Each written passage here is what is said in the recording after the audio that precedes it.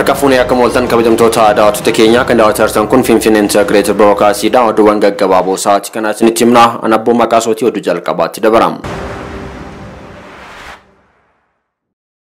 Ministeerri Muummee Federaalaa Dr. Abiy Ahmed tajaajiltummaan guddummaadhaa fi ulfinnaan kan argamu tajaajilummaadhaan jiraniitti jiru. Dr. Abiy Ahmed fuula Facebook isaaniirratti akka ibsanitti tajaajiltummaan guddummaadhaa fi ulfinnaa kan argatamu tajaajilummaadhaan jedhu. Uumaa biyyaa fi uummata tajaajiluudhaanatti jireenyi maaliitu jiraniitti jiru. Hundi keenyaayyuu bakka tokkotti tajaajiltoota, bakka kan biraatti ammoo tajaajilamtoota jiraniitti jiru. Tajaajiltummaan aadaa, naamusaa fi hunda keenyaa yoo ta'e waajjira kamiyyuu kan bulchiinsa gaarii itti dagaagitaas jedhu. Qaamoleen murtaan qofa akka nu tajaajilan kan eegnu yogguu ta'e garuu qabeenya marfamni bakka tokkotti barbaadamne argamu nutti ta'a jedhu. Biyya tajaajiltoota ga'umsaa fi ga'umsaa qaban hin qabne guddina fagaate deemuu fi ol ba'uun rakkootti ta'aa jiranitti jiru. Qaammee lama guyyaa tajaajiltummaatiin yaadatamaa ni oolas jedhameetti jira. Itaantuun kantiibaa magaalaa Finfinnee Aadde Adaanech Abeebee guyyaa tajaajiltummaa sababeeffachuudhaan hojjettoota qulqullinaa waliin duula qulqulleessuu geggeessaniitu jiru. Aadde Adaanech Abeebee sagantaa irratti ergaa dabarsaniin tajaajiltummaan hojii kabaja kamuu ol ta'edhaas jedhaniitu jiru. Duulli qulqullinaa kun mooraa mana qopheessaa keessatti kan geggeeffamedha. Qondaaltotiin waraanaa pirezidaantii mootummaa Giinii Alfaa Koodee fonqolchuun aangoo qabatan mootummaa tokkummaa torbee muraasa keessatti hundeessuuf akka jiran beeksisaniitu jiru. Dursaan garee humnaa addaa Koloneel Mahammad Dumbaayeen ministeerota pirezidaantii Alfaa Koodee waliin hojjetaa turan akka himanitti kana booda qaamoleen qondaaltota mootummaa adamsanii qabuun yeroon isaanis ga'eetti jira jedhu. Pirezidaantii Alfaa Koodeen eessa akka jiru beekamu baatullee ammallee hidhaa jiraachuu mirkanaa'atti jira. Dhaabbata mootummoota gamtoomanii Ameerikaa, Gamtaa Afrikaa fi gareen dinagdee biyyoota lixa Afrikaa ECOWAS fonqolchi mootummaa kanaa mormuudhaan biyyattiin bulchiinsa waraanaa irraa gara bulchiinsa siviilitti akka deebitu gaafataniitu jiru. Afaan qawweetiin mootummaa irraa humnaan aangoo fudhachuu cimsinee mormina. Pirezidaantiin Alfaa Koodeen hatattamaan gadhiifamuu qabu jechuudhaan akeekkachiisaniitu jiru. Hoogganaan olaanaan dhaabbata mootummoota gamtoomanii Antooniyo Guuterees humni waraanaa ammoo aangoo harkaa qabu bakka bu'ee waa'ee hundeeffama mootummaa haaraa kan dubbatu dursa garee humna addaa Giinii Koloneel Dumbaayedha. Akkaataa mootummaa ce'umsaa hundeessuun irrattis jalqabbiin mariitu geggeeffama. Isa booda mootummaan tokkummaa biyyaalessaa calaqqisiisu hundeeffama. Mootummaan kun milkaa'inaan ce'umsa kanaaf bu'uura kan ta'uudhaas jedhami. Kaabinootiin mootummaa biyya akka hin baanee fi konkolaatonni humna waraanaatiin akka dabarsan akkasumas daangaa lafoo fi qilleensa irraa akka banamu beeksisanitti jiru qondaalichi waraanaa kun. Erga bara 2020 as fonqolchi mootummaa biyyoota lixa Afrikaa keessatti wayitti mudatu kan Giinii kun yeroo afuraffaadhaafi. Maalii keessatti humnooti waraanaa yeroo lama fonqolcha mootummaa geggeessanitti jiru. Niger keessatti ammoo yaaliin fonqolchaa yeroo tokko geggeeffamee fashalaa'etti jira.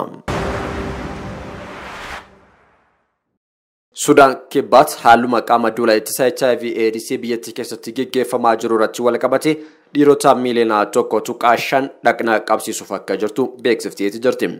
Projektiin dhiirota Sudaan kibbaa kanneen waggaa 15 hamma 49 gidduutti argaman dhaqna qabsiisuu kun kan labsame tatamsa'insa HIV/AIDS biyyattii keessatti hir'isuufis jedhameetti jira. Qorannoon akka mul'isutti dhiironni dhaqna qabatan wayitii akka tasaa dubartii vaayirasii HIVtiin qabamte waliin quunnamtii saalaa taasisan kanneen dhaqna hin qabne irra caalaa qabamuu isaanii gadaanaadha. Dhaabbanni miti mootummaa Human Appeal Associate jedhamu walta'iinsa ministeera fayyaa biyyattii waliin taasiseen waggoota 5 dhufan keessatti namoota fedhii qaban kan barbaadan ta'us ibsameetti jira. Dhaqna qabaan dhiiraa bulchiinsa naannolee biyyattii qabdu 10 keessatti naannolee 3 qofa keessatti raawwatama. Kanneen hafan keessatti dhaqna qabachuun akka wanta qaanii ta'etti kan ilaalamudha. Akka dhaabbata mootummoota gamtoomanii jedhutti ammoo Sudaan kibbaa keessatti namootni umuriin isaanii waggaa 15 hamma 49 gidduutti argaman vaayirasii HIVtiin kan qabamanidha. Egaa kabajamtoota daawwattoota keenyaa kan daawwatartan kun oduuwwan gaggabaaboo Fiber Simbiragaa tureedha. Amma oduu xumuraatti dabaram. Somaaliyaatti dubartiin basaastuun humnaatti kaataate Ekraan Taayil jedhamtu achi buuteen ishee dhabamuu pirezidaantii fi ministeerota muummee gidduutti wal dhabdee uumamuu ibsameetti jira. Ministeerri muummee Mohammad Hussein Roobale akkaataa ittiin dhimma kana qabeerratti hoogganaa humnaatti biyyattii hojiirraatti kan dorgan. Pirezidaantiin Muhammad Abdullahi Muhammad maqaa Farmaajo jedhamuun beekaman ammoo hoogganaa tikaa sana hojiitti deebisanitti jiru. Ejensiin tikaa Somaalee torbee darbe Ikraan Tahil Al-Shabaabiin butamtee ajjeefamte jechuun ibsa kan baasedha. Al-Shabaab ammoo yeroo suma san gocha kana haaleetti jira. Waa'een Ikraan Tahil kun Somaaliyaa keessatti burjaajii uumuun dhimma wal mormisiisaas ta'etti jira. Dubartiin ganna 25 kun xumura ji'a waxabajjii keessa konkolaataa mootummaa tokkoon mana jireenya isheetii baate. Kun ammoo namoota hundumaa irratti kan walii galan fakkaata.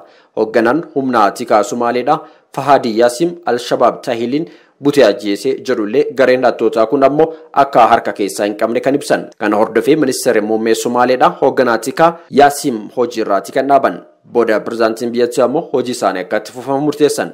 Gareen mormitoota mootummaa ammoo Tahiliin kan dhabamsiiftee waa'ee loltoota Somaalee icciitii murteessaa waan of harkaa qabduuf jedhan. Kunneen waa'ee loltoota Somaalee Eertiraa keessatti leenjii loltummaa fudhatan yookiin biyya ollaa jirtu Itoophiyaa keessatti lolaa akka ta'es himaniitu jiru. Haati Tahil ammayyuu intala ishee akka deebisaniif yookiin namoota ajjeesan irratti murtoon akka dabarfamu waamicha gochaati jirti. Somaaliyaan filannoo pirezidaantummaadha adeemsisuuf kan jirtu. Garaagarummaa dhimma qondaalaa tikaa achi buuteen ishee dhabame irratti pirezidaantii fi ministeera muummee biyyattii gidduutti uumameen waldiddaan duraanuu aangawoota lamaan gidduu jiru hammeessuun filannoo dhiyaachaati jiru kana gufachiisuu mala yaaddoo jedhus uumaati jira. Egaa kabajamtoota daawwattoota keenya kan daawwataa turtan oduuwwan gaggabaaboo Finfinnee Integrated Broadcast Service bira gahaa turanidha. Qophiileen FIB afaan itti fufu yeroo gaarii qabaadha.